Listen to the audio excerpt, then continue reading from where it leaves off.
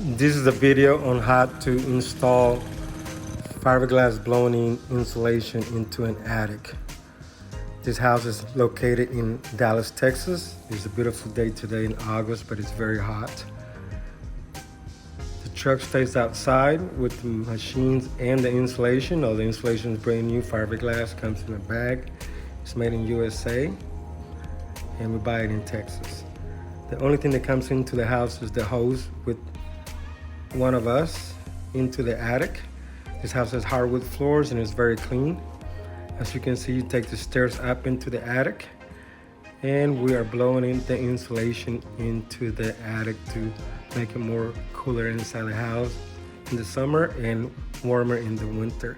This house is getting an R38, which is 14.5 inches of insulation in the attic.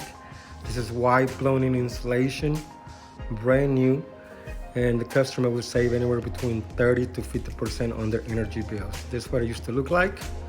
And once again, this is right after we're finished.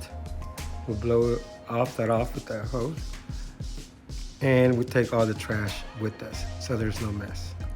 We also do commercial, buildings, apartments, and homes.